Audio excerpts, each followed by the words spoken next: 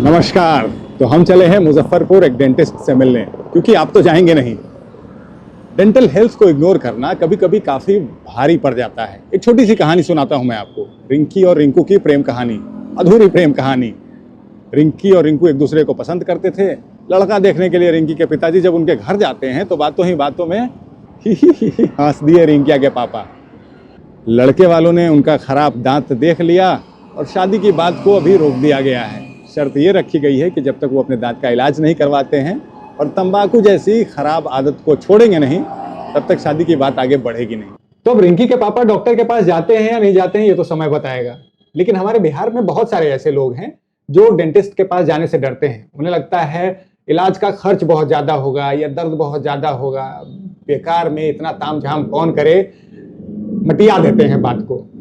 लेकिन अगर आपको बेसिक जानकारी हो, थोड़ी समझ हो इस बारे में कि इलाज में क्या होता है और कितना एडवांस टेक्नोलॉजी हमारे बिहार में आ चुका है, तो आपका ये डर खत्म हो सकता है।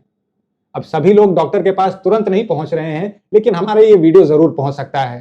तो हमारे साथ मौजूद हैं डॉक्टर कौटिल्य स्वरूप। नमस्कार, मेरा नाम डॉक्टर कौटिल्य स्वरूप है और आज हम लोग बात करेंगे डेंटल हेल्थ के बारे में।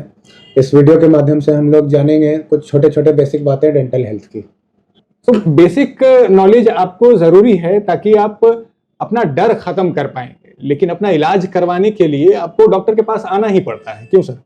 बिल्कुल सर, आजकल बड़ा ट्रेंड चला हुआ है कि कोई भी परेशानी होती है लोग तुरंत गूगल करते हैं, यूट्यूब पे कोई वीडियो देखते हैं। जैसे हमारा ये वीडियो आपको ये बताने के लिए नहीं है कि आप अपना इलाज कैसे करेंगे। गूगल डॉक्टर बना हुआ है। अब लोगों में क्या है, बहुत सारी चीज़ें हैं, जैसे मसूड़े से खून आ रहा है या खाना फंस रहा है तो गूगल करेंगे, फिटकरी डालो पानी में, ये करो वो करो। कोयला सबके गांव में तो अभी कोयला से घिस लेंगे, स्टेन है तो घिस तो लेंगे, शायद उससे आपका स्टेन भी हट जाए, लेकिन स्टेन के साथ क्या पता दांत का लेयर भी हट गया हो, तो उसके बाद पता चलेगा कि अब डेंटिस्ट के पास जाना पड़ रहा है। भाई अब नहीं बर्दाश्त हो रहा है, अब गूगल फेल हो गया हमारा। तो कृपया करके ऐसा एक्सपेरिमेंट ना करें। दिक्कत लगे तो डेंटिस्ट के पास विजिट करें। 6 महीना में एक बार आपको डेंटिस्ट के पास जरूर विजिट करना चाहिए रेगुलर चेकअप के लिए। सर, बचपन से हम लोग स्कूल में भी बताया जाता था कि डेली हैबिट्स होता है, डेली नहाना चाहिए, डेली ब्रश करना चाहिए। तो ब्रश के बारे में अगर हम देखें तो मार्केट में आजकल बहुत तरह का ब्रश अवेलेबल है। सस्ता ब्रश भी मिलता है, महंगा भी मिलता है, और इलेक्ट्रिक ब्रश भी आता है जो आम इंसान अफोर्ड नहीं कर पाता। मतलब इतना हाई फाई, इतने तरीके का ब्रश, क्या सच्चाई है इसके पीछे और इंसान को कैसे चुनना चाहिए अपने लिए एक सही ब्रश? ब्रशों के पीछे ऐसा सच्चाई तो कुछ नहीं, बस ये है कि किस व्यक्ति को कैसा ब्रश चुनना चाहिए वो डिपेंड करता है टोटली उस व्यक्ति पे। अच्छा। कि हर आदमी का अलग अलग बॉडी, दांत, मैकेनिज्म सब कुछ थोड़ा डिफर होता है। तो फॉर एग्जांपल कि किसी के दांत अगर घिसे हुए हैं और उस घिसे हुए दांत पे अगर वो हार्ड ब्रश से, और एक ब्रश करने का टाइमिंग होता है, लिमिट होता है कि हाँ इतने देर करें, ऐसे करें, वैसे करें, तो उसके बियॉन्ड जाके कोई घिस रहा है, हाँ। तो ब्रश नहीं कर रहा, घिस रहा है, ठीक है, तो दांत घिसेगा और नुकसान ही करेगा। गांव में भी बहुत लोग होता है कि दतवन लेके अपना निकल गए हैं, पूरा गांव का सैर हो रहा है, आधा घंटा ब्रश कर रहे हैं, दतुन कर रहे हैं। दतवन तो बहुत लोग का छूट गया, लेकिन ब्रश नहीं छूटा। लेकिन कहानी वही है कि ब्रश लेके घूम रहे हैं, 4 जगह हाल चाल पूछ लिए हैं, उसमें दांत भी घिस जाता है। अगर आपका हार्ड ब्रश रहा हो और दांत घिस चुका है, फिर भी आप वही चीज रेगुलर बेसिस पे कर रहे हो, तो वहाँ पे हार्ड नहीं, सॉफ्ट ब्रश चाहिए। ब्रश बहुत तरह के होते हैं इसी प्रकार में, hard, medium, soft, ultra soft, ऐसे। तो डिपेंड्स किसका क्या एग्जैक्ट सिचुएशन है, उस पर हम लोग ब्रश का डिसीजन ले सकते हैं जी। बाकी इलेक्ट्रिक ब्रश, मैनुअल ब्रश, जैसा आपने ये बोला, तो इनमें क्या है कि मेरे हिसाब से इलेक्ट्रिक ब्रश उन्हें यूज़ करना चाहिए जो कि मैनुअली ब्रश करने में असक्षम है। अच्छा। किसी भी कारण से। नहीं तो जो इलेक्ट्रिक ब्रश कर सकता है वो आप खुद भी वो मूवमेंट दे सकते हो, सब कुछ कर सकते हो। तो अक्सर ये देखा जाता है कि आपके दांतों में कोई दर्द नहीं है, आपके मुंह में कोई प्रॉब्लम आपको नहीं समझ में आ रहा है, लेकिन फिर भी इससे जुड़ी बहुत सारी बीमारियां आपको हो रही हैं। जैसे सर, अक्सर देखा गया है कि लोग जो तंबाकू खाते हैं, इनके साथ इनका दांत बहुत जल्दी खराब हो जाता है। दांत ही खराब नहीं हो जाता है। जैसे आप बोले तंबाकू खाते हैं, तो तंबाकू खाते हैं, कोई एक जगह रखते हैं, ठीक है, तो जहाँ वो रखते हैं लॉन्ग टर्म पे, वहाँ पे वाइट पैचेस, जलन होना या कुछ जलन होना और बाकी चीज़ें बाद में आएगी, जी। सिर्फ वाइट पैच आते हैं, तो हाँ। लगता है कि अरे ठीक है, अभी तो ये पैच है, दर्द तो कर नहीं रहा है। हम्म। बाकी गुटखा खाते हैं जो, हम्म। उनके साथ क्या है कि खा तो रहे हैं, ना वाइट पैच आएगा जल्दी ना कुछ होगा, दबा के गुटखा खा रहे हैं, लेकिन हमारे पास जब वो पहुंचते हैं, जब देर हो चुकी होती है, तब जब उनका मुंह खुलना बंद हो जाता है तब पहुंचते हैं। और उनको यह समझ नहीं आता कि हम गुटखा तो खा रहे थे, तो गुटखा से मुंह नहीं खुलने का क्या चक्कर है। अच्छा। तो ये चक्कर यहीं चालू हुआ है। आपका अंदर का मुंह का म्यूकोसा हार्ड होने लगा, फाइब्रोसिस हो रहा है, गुटखा दबा के खा रहे हैं, फाइब्रोसिस हो रहा है। फाइब्रोसिस के बाद प्रोसेस आगे बढ़ता है तो बहुत दूर तक जाता है। ठीक है।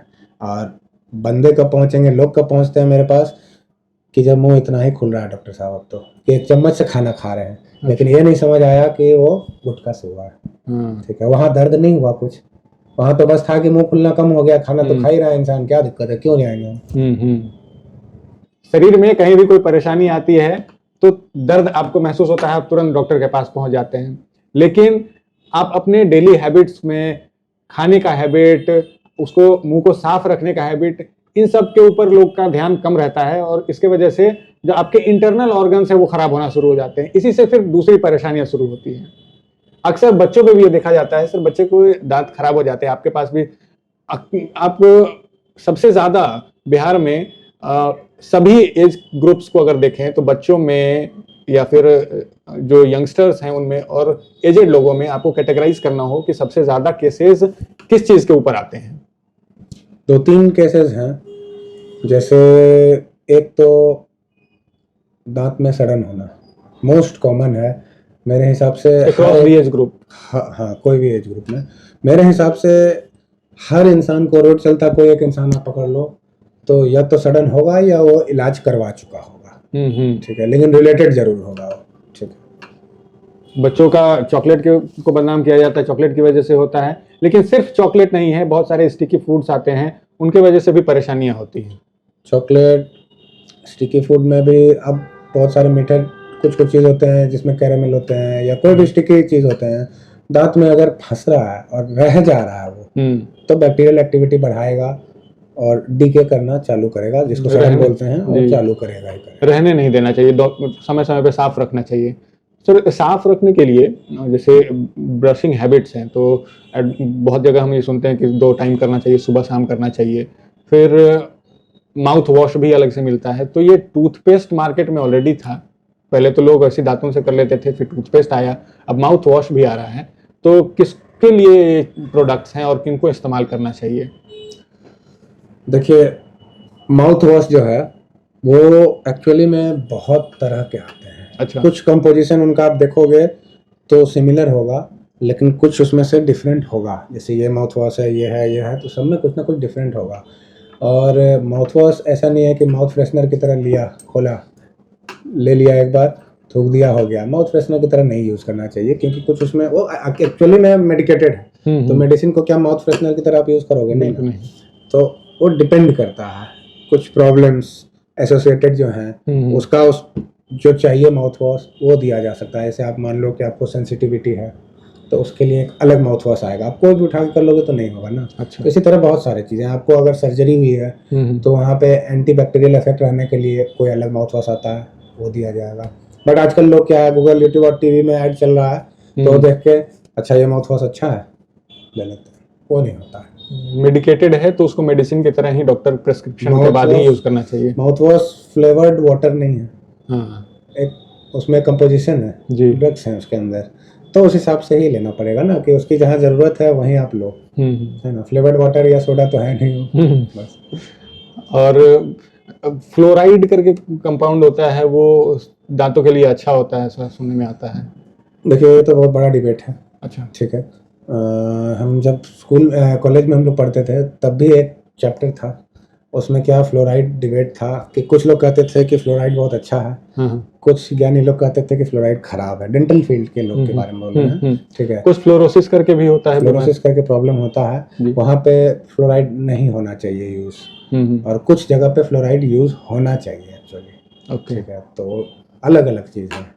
तो मतलब जिनको फ्लोराइड की कमी है उनको एडवाइस किया जाता है कि आप जो टूथपेस्ट यूज कर रहे हैं, mouth freshener, mouth wash use कर रहे हैं, उसमें फ्लोराइड होना चाहिए। और जिनके लोकल वाटर में ही, अगर ग्राउंड वाटर में ही फ्लोराइड बहुत ज़्यादा है उनको हम देने लगे तो फिर उनको वहाँ पे परेशानी एक्सेस हो गया। हाँ, तो उनको फिर बचना चाहिए। तो इस चीज़ से समझ में आता है कि आप जो प्रोडक्ट यूज़ कर रहे हैं अपने शरीर के ऊपर, वो सिर्फ ऐड को देखकर, टीवी में देखकर ना इस्तेमाल करें। सही सलाह लें, एक्सपर्ट्स की सलाह लें, उसके बाद अपने शरीर का चेकअप करवाएं और तब ये डिसाइड करें कि आपके शरीर के लिए कौन सा प्रोडक्ट बेहतर है। सर, दांत खराब जो आपने बताया कि across the all age groups सभी लोगों को दांत सड़ने का प्रॉब्लम देखा जाता है, लेकिन जो दूध का दांत होता है, अगर उसमें प्रॉब्लम आ भी जाता है तो कुछ समय के बाद तो वो खराब वैसे भी खत्म होने वाला है। तो फिर बच्चों को दांत या डेंटिस्ट के पास जाना क्यों जरूरी है? दांत का इलाज क्यों करवाना चाहिए?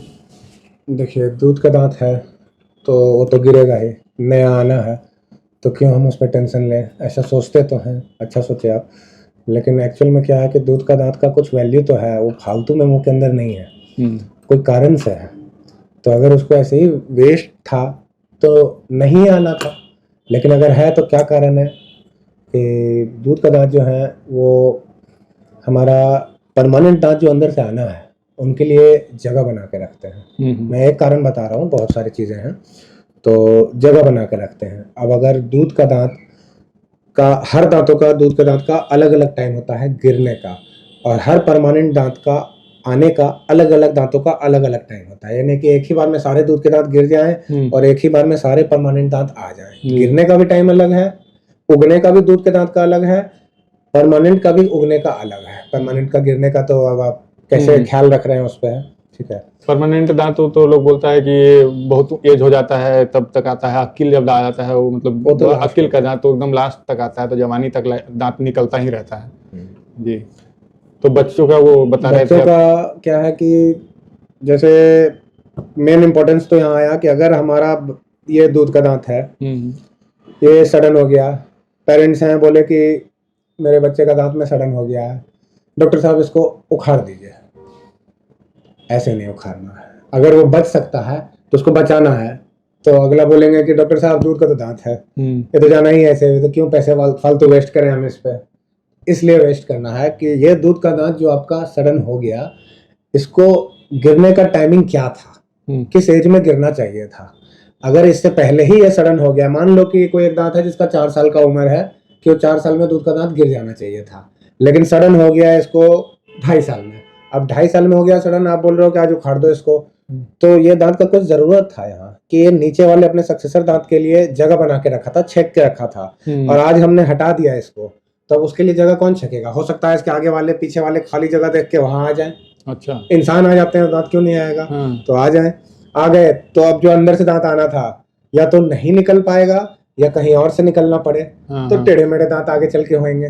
ठीक है, तो बेसिकली यही रीजन है। अब अगर ये लेट गया, कभी कभी क्या होता है कि एक तो मैंने बोला कि जल्दी चला गया, अर्ली सेटिंग हो गया, लेकिन अगर कभी कभी लेट गया, ठीक है, डिलेड सेटिंग, तो भी तो उसको आने नहीं दे रहा है, फिर कहीं इधर उधर से आएंगे। तो ये बातें बहुत सारी इस तरह की। बहुत लोगों का देखते हैं कि दूध का दांत है, वो 15 साल 20 साल के हो गए हैं, फिर भी वो दांत वैसा का वैसा ही है, वो गिरा ही नहीं। तो उसके वजह से मुंह का स्ट्रक्चर भी खराब हो जाता है, और उसका इलाज करवाने के लिए फिर लोग डेंटिस्ट के पास आते हैं कि दांत का जो शेप है उसको सही कर दिया जाए, जो गैपिंग है उसको ख़त्म किया जाए। जो दूध का दांत उखाड़ा जाता है बाद में, फिर उसके वजह से गैप होता है, और उस गैप को कवर करने के लिए फिर ट्रीटमेंट लगता है। जब दांतों के बीच में गैप होगा तो खाना फंसेगा, उसमें बहुत सारी परेशानियां आती हैं। फिर देखिए, बहुत सारे प्रॉब्लम है ऐसे में। क्या है कि अगर आपके दांत थोड़े टेढ़े मेढ़े हैं या गैप है, तो प्रोनाउंस कुछ लेटर्स करने में आपको गड़बड़ी होगी, सही से आप प्रोनाउंस नहीं कर पाओगे, बोलोगे। बहुत लोग आते हैं मेरे पास, आज आया था एक, बोला डॉक्टर साहब मेरे यहाँ पे गैप है, कुछ कुछ बोलता हूँ तो फुस हो जाता है। तो फुस हो जाता है कैसे, आपका आवाज साउंड प्रोनाउंस कहाँ से एग्जैक्टली निकलता है कि टंग का टिप जो है आपका, वो पर्टिकुलरली दांत पे कुछ जगह पे टच होने से वो प्रोनाउंस होता है। तो वहां पे दांत ही नहीं रहा, गैप है, तो फुस तो हो ही गया। तो उसका फिर इलाज कैसे करना है, जो गैप बन गया है दांतों के बीच में? उसका ऐसा होता है कि पहले चेक करना है कि गैप क्यों बना, सही जानकारी हमें चाहिए कि प्रॉब्लम क्या है, तो गैप क्यों बना, कैसे बना, उसके बाद हमें वो गैप को भरने की ज़रूरत है। अब चाहे गैप अगर बना कि दांत नहीं है वहाँ, तो दांत लगा के, अगर गैप इसलिए बना कि किसी कारणवश जैसे दूध के दांत पहले ही गिर गए थे और ये टेढ़ा मेढ़ा आया था तो उस वजह से गैप बन गया, तो ब्रेसेस लगा के उसको सीधा कर सकते हैं, जगह पे ला सकते हैं, पर्टिकुलर सब कुछ कर सकते हैं। ब्रेसेस में भी सर देखते हैं कि ट्रांसपेरेंट ब्रेसेस आता है, मेटल ब्रेसेस आता है, इसमें क्या डिफरेंस है? ब्रेसेस में जो ट्रांसपेरेंट आते हैं, मेटल ब्रेसेस आते हैं, ट्रांसपेरेंट को सेरामिक ब्रेसेस बोलते हैं, क्लियर सेरामिक होते हैं, सेल्फ लाइगेटिंग होते हैं, बहुत सारे हैं। तो डिफरेंस तो कुछ खास नहीं है, वो हम पे आप पे डिपेंड करता है कि अब मैं गया डॉक्टर के पास लगाने, सर मेरे को मेटल ब्रेसेस नहीं लगाने हैं, दिख रहा है, आपको चाहिए कि दिख रहा है तो आप सेरामिक पे जाओ, क्लियर सेरामिक पे जाओ, और भी दिख रहा है अभी भी मेरे को चाहिए कि नहीं सर पता ही ना चले किसी को, तो अलाइनर्स पे जाओ। बाकी कुछ डिफरेंस होते हैं कि जैसे फॉर एग्जांपल एक ब्रेसेस है, तो ब्रेसेस जो है एक तरह से ट्रेन की तरह काम करता है और वायर्स लगे होते हैं उसमें, आपने देखा होगा, तो वायर्स जो है ट्रैक की तरह काम करते हैं कि उस ट्रैक पे ट्रेन को कहाँ ले जाना है हमें, ठीक है। तो उन ट्रैक पे ट्रेन को जो अटका के रखता है उसको कुछ मटेरियल होता है, तो मटेरियल कभी कभी क्या है कि लोगों को पसंद नहीं आता या प्रॉब्लम करता है, तो कुछ लोग क्या है वो सॉल्यूशन खोजते हैं, तो उसके लिए फिर अलग ब्रेसेस आता है जिसको हम लोग सेल्फ लाइगेटिंग ब्रेसेस बोलते हैं, ठीक है। तो ऐसे ब्रेसेस बहुत तरह के होते हैं, ऑलमोस्ट ये डॉक्टर आपको समझाते हैं, आप जाओगे उनके पास तो कि आपको क्या क्या चाहिए, आपकी डिमांड्स क्या क्या हैं, तो उस अकॉर्डिंगली एस्थेटिकली ब्रेसेस सेलेक्ट किया जाता है। अच्छा, और काम सारे ब्रेसेस एक ही करते हैं। अच्छा, दांत का जो सफाई होता है, स्केलिंग जिसको बोलते हैं, तो इसके पीछे भी बहुत जगह ये सुनने को मिलता है कि आप दांत का बहुत ज़्यादा सफाई करवाएंगे तो उससे नुकसान है, दांत घिस जाएगा। देखिए ये सब टर्म उठा है कि साइड एरिया में बहुत सारे ऐसे बैठे हैं जो पेडल घुमा रहे हैं, दांत भी लगा रहे हैं, कुछ कर रहे हैं, उनके पास कोई डिग्री नहीं है, कुछ नहीं है, तो वो लोग क्या दांत साफ करने के लिए दांत को घिसते हैं, तो दांत को घिसेंगे तो गंदगी के साथ साथ दांत भी घिसेगा ही थोड़ा मोड़ा, तो प्रॉब्लम तो होना ही है ना। बाकी अगर आप कोई भी अच्छे जगह पे जाते हैं, अच्छे क्लिनिक पे जाते हैं, डिग्री होल्डर के पास जाते हैं, प्रोफेशनल डेंटिस्ट के पास जाते हैं, तो वहाँ पे दांत साफ करने के लिए टेक्नोलॉजी है, जैसे अल्ट्रासोनिक मशीन होता है, तो अल्ट्रासोनिक वाइब्रेशन करता है, दांतों में सटाने से अल्ट्रासोनिक वाइब्रेशन करेगा और दांत के ऊपर जो भी चिपका है वो छोड़ देगा। अच्छा, आप उसी मशीन को चालू करके अपने हाथ में भी सटा सकते हैं, अपने गाल पे भी सटा सकते हैं चालू में, तो अगर गाल काट दिया तब तो समझेंगे कि दांत को भी घिस रहा है, हाथ काट दिया तब समझेंगे, लेकिन हाथ पे आप सटाओगे तो कुछ नहीं होगा। ये आप एक बार अभी चलना, मैं दिखाऊंगा अभी आपको, बाकी कहानी यही है। फिर एक होता है एयर एब्रेजन, वो क्या है बिना टच किए साफ कर सकते हैं हम उससे दांतों को, ठीक है। तो एयर एब्रेजन एक आता है मशीन, उसे हम लोग जिसको लगता है कि नहीं सटाना भी नहीं है दांत में, तो एयर एब्रेजन से भी करते हैं, बाकी मोस्टली अल्ट्रासोनिक मशीन अच्छे होते हैं। तो दांत को साफ करने के लिए दांत को घिसना नहीं है, उसके लिए नए नए टेक्नोलॉजी आ गया है, एडवांस टेक्नोलॉजीज हैं जिसके मदद से दांत को साफ किया जाता है। और सर एज होने के बाद तो वैसे भी मसूड़ा कमजोर होता है तो दांत गिरता ही है लोगों का, ये एक्सेप्टेड है या उसको क्लियर करके बचाया जा सकता है? देखिए एज होने से ऐसा जरूरी नहीं है कि मसूड़ा कमजोर हो जाता है। आप कभी कभी सुने होंगे कि 90 साल 99 साल के कोई दादाजी हैं, उनके सारे दांत अभी भी बचे हुए हैं। अच्छा, वो कैसे बच जा रहे हैं? तो मसूड़ा जो है उसका अगर आप ख्याल रखेंगे तो मसूड़ा कम नहीं होगा, तो दांत नहीं गिरेगा। जरूर ख्याल रखने के लिए क्या क्या करना चाहिए हम लोगों को?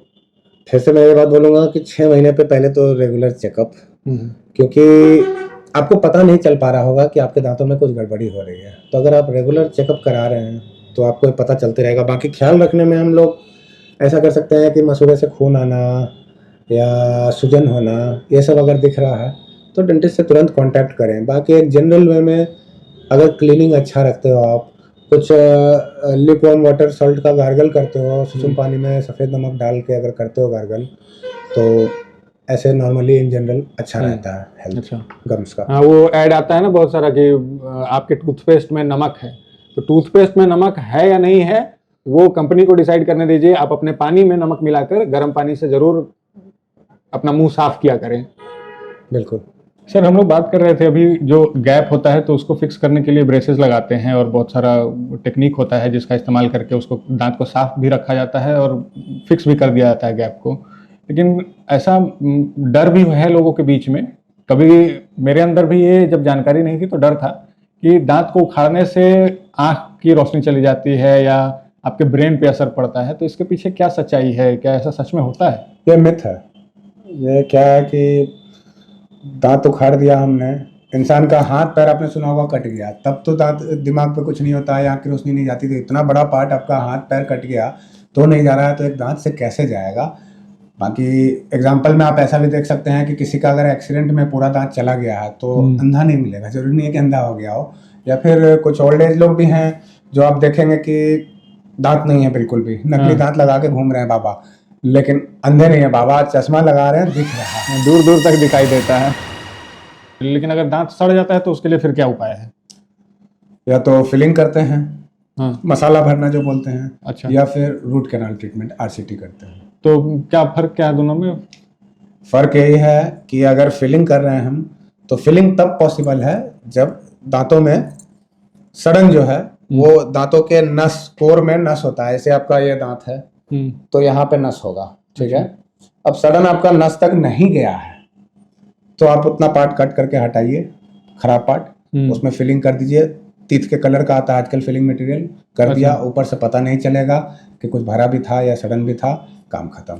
लेकिन अगर तो फिर सब भर ही देगा ये दांत उखाड़ना, रूट कैनाल? अगर नस तक नहीं गया है तो भर देंगे, लेकिन अगर नस तक चला गया है सड़न तो हम भर दिए तो प्रेशर बनाएगा अंदर। कोई भी चीज़ बताया आपको कि इन्फेक्टेड है, अब जैसे सड़न है वो नस तक चला गया हुआ है, तो आप जो खा रहे हो सब उसमें टच कर रहा है अंदर, तो नस को भी खराब कर दिया। आप सिर्फ दांत आपका सड़न नहीं है, अंदर का नस जो है वो भी इन्फेक्टेड है। अच्छा, नस में भी चला गया है, इसलिए रूट कैनाल किया जाता है। इसलिए रूट कैनाल किया हमने। अब बोला आपने उखड़वाते क्यों हैं, तो जो केस रूट कैनाल भी नहीं किया जा सकता है उसको उखड़वा दिया जाता है। अच्छा, ये लास्ट स्टेज है, एकदम एंड स्टेज है। अब आप मान लो कि ऐसे कोई दांत है आपका, उसमें 3 जड़ है, ठीक है, 1 2 3 जड़ है, ऊपर दांत है एक। अब आपका सड़न जो है, नस तो हो ही गया था, अब नस के बाद तीनों जड़ जो है उसको भी अलग कर दिया है कि एक दांत के 3 जड़ अलग अलग दिख रहे हैं। कितना बार आदमी बोलेगा डॉक्टर साहब एक के दांत था लेकिन 3 को जड़ दिख रहा है। अच्छा, तो तीनों अलग हो गए और 3 के ऊपर का जो पार्ट था वो हट गया, 3 अलग अलग दिख रहे हैं। तो उसमें हम लोग आरसीटी भी नहीं कर सकते, कुछ नहीं कर सकते, तो ऑब्वियस है कि उसको हटवाना पड़ेगा। वो बहुत देर कर दिया आपने। अच्छा डॉक्टर साहब, सुनते हैं कि बहुत ज़्यादा खर्च होता है डेंटल ट्रीटमेंट में, क्या सच्चाई है इसके पीछे? देखिए, डेंटल ट्रीटमेंट में खर्च जो होता है, जो सुनते हैं कि बहुत ज़्यादा खर्च होता है, ऐसे तो आप कोई भी इलाज कराने जाएंगे तो खर्चा तो लगता है, लेकिन कभी कभी आप सुनते होंगे ऐसा कि अरे बहुत ज़्यादा लग गया, तो वो एक्चुअली में नेग्लिजेंस है, ठीक है। अब आप नेग्लेक्ट करोगे किसी चीज़ को, नेग्लिजेंस होगा तो भुगतान तो करना पड़ेगा ना, बढ़ेगा ही। हाँ, जैसे कि आपको थोड़ी देर पहले हम लोग बात कर रहे थे कि फिलिंग करना या आरसीटी क्यों करना, या क्यों उखाड़ना, क्यों फिलिंग नहीं, क्यों आरसीटी, ठीक है। तो ये स्टेजेस हैं। अगर आप, जब आपके दांतों में खाना फंस रहा था तभी मेरे पास आए होते, तो मान लो टोटल इतना पैसा आखिरी में लगा है, तो उस दिन आपको इतना ही लगा होता, क्योंकि उस दिन सिर्फ आपका दांत जो है नस तक नहीं गया था सड़न, तो खराब पार्ट जो है सड़न वाला पार्ट वो हमने हटाया, भर दिया, तो भरने का पैसा लगा, ठीक है। मान लो फॉर एग्जांपल कि 100 रुपया लगा भरने का, फॉर एग्जांपल बोल रहा हूँ। लेकिन आप सोचे कि दर्द तो कर नहीं रहा है, अभी तो खाली खाना ही फंसा है, हल्का गड्ढा है, साफ कर लेंगे, छोड़ो अभी। तो जिस दिन दर्द किया तब आप पहुंचे, डेंटिस्ट ने देखा कि ओ भाई साहब अब तो इसमें नस तक चला गया है, अब ये सड़न भर के नहीं होगा, अब रूट कैनाल ट्रीटमेंट करवाना होगा। तो प्रोसीजर बढ़ा, तभी क्या था, सफाई करके भर दिया, काम खत्म। अभी क्या है, रूट कैनाल ट्रीटमेंट अलग प्रोसीजर है, उसमें पूरा जो इन्फेक्टेड नस है उसको हम हटाएंगे, उसके बाद आरसीटी के बाद कैपिंग होती है, वो सब करेंगे, तो चार्ज भी तो बढ़ा। तो एक तरह से ये नेग्लिजेंस का नतीजा था। आप और इग्नोर करो, कुछ लोग क्या है ऐसा सोचते हैं कि दवा खा लेते हैं ना, मिल जाएगा ना, दर्द बचा लिए, नस तक चला गया था लेकिन वो दवा खा के वो दर्द से भी बच लिए, उसके बाद पहुंचे कि खाते खाते दांत ही पूरा एकाएक से टूट के खत्म हो गया, तो अंदर से खोखला हो रखा था, वो दर्द तो आपको कर नहीं रहा था, आप दवा खा लिए, अब आप और लेट हैं, अब वो दांत उखड़वाने का आप चार्ज दीजिए, समय दीजिए, उसके बाद नकली दांत वहां लगवाने का चार्ज दीजिए। मोस्ट ऑफ द पर्सन जो है, जो नेग्लिजेंस में रहते हैं, इग्नोर करते हैं डेंटल हेल्थ को, उनके साथ ये देखा जाता है कि वो एंड में आए हैं, तब वो एंड आरसीटी वाला है या दांत उखड़ के फिर नया लगने वाला है, तो इतने सारे काम होंगे तो पैसे भी तो लगने हैं ना, सीधी सी बात ये है। इग्नोर नहीं करना है। इसीलिए कहते हैं कि अगर आपको दर्द से बचना है तो दर्द होने से पहले आ जाइए। Prevention is better than cure.